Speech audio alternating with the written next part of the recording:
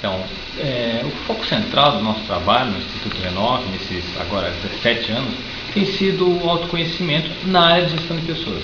Quando eu falo autoconhecimento, essa área é muito ampla. A gente pode conhecer um pouco mais, por exemplo, de como eu lido com uma língua estrangeira, tenho facilidade ou não, isso também é autoconhecimento. Mas especificamente a área que nós trabalhamos é a influência das emoções na maneira com que cada indivíduo percebe a realidade.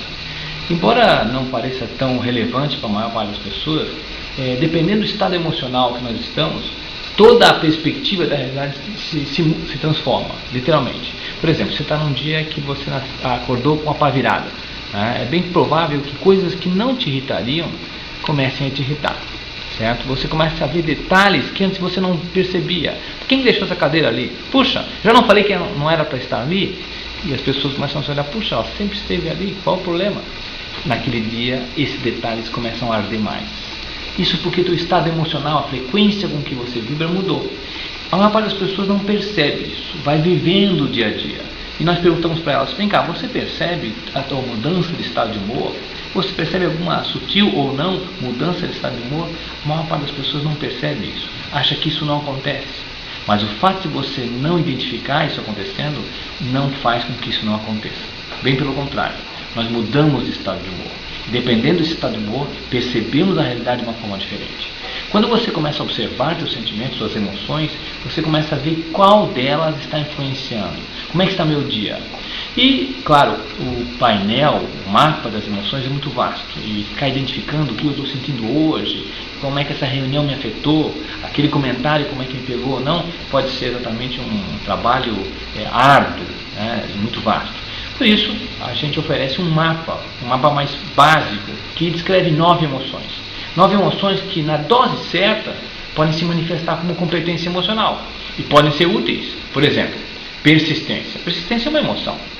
Quando estou vinculado com algo do tipo, se eu comecei, vou até o final.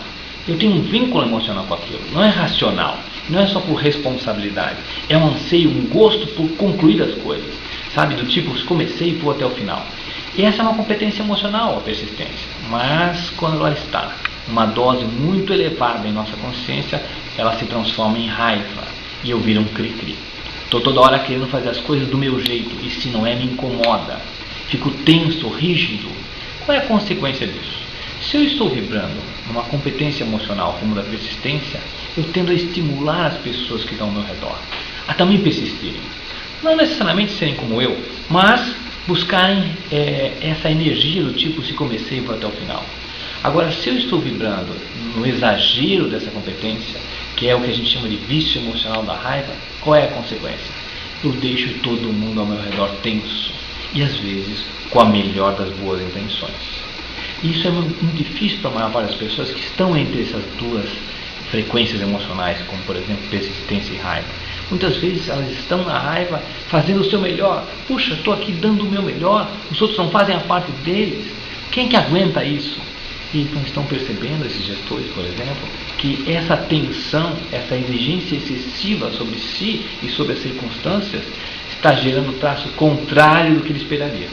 Ou seja, as coisas, em vez de resolverem de forma mais azeitada, começam a truncar mais do que ele imaginava. E as pessoas que fazem parte dessa equipe começam a dizer, olha, tudo que eu faço nunca está bom. Sabe o que eu vou fazer? Vou fazer o que ele falou. Se der, deu. Se não der, problema dele. E na quarta-feira, esse indivíduo está pensando no sábado. Ou seja, essa frequência tensa gerou desengajamento. Que você vai ver e perguntar para esse indivíduo, ele vai dizer, mas não era isso que eu queria. Eu queria o contrário. É claro, a falta de autoconhecimento, a falta de percepção de quanto as tuas emoções estão te influenciando, faz com que o teu comportamento não reflita as tuas intenções. E o ditado antigo, de bem intencionados, o inferno está cheio. Ou seja, não adianta você ter uma boa intenção e o teu comportamento não refletir essas intenções. Não adianta você achar que, puxa, estou fazendo isso por bem dos outros, mas a tua frequência emocional é tensa e carrega o ambiente com tensão. E esse é apenas um exemplo. A tensão é apenas um exemplo. Um outro exemplo simples poderia ser a preocupação, a ansiedade. A ansiedade é o mal do século, as pessoas estão ansiosas, será? E se não der? E carrega o ambiente com ansiedade. Mas a dose adequada seria prudência. E estar ao lado de uma pessoa prudente também faz com que nós nos sintamos seguros. Puxa, ele não dá, né, o passo maior que a perna. Isso faz com que a gente se sinta seguro estar ao lado de uma pessoa dessa. Ou seja, uma competência emocional como a da prudência pode ser extremamente útil.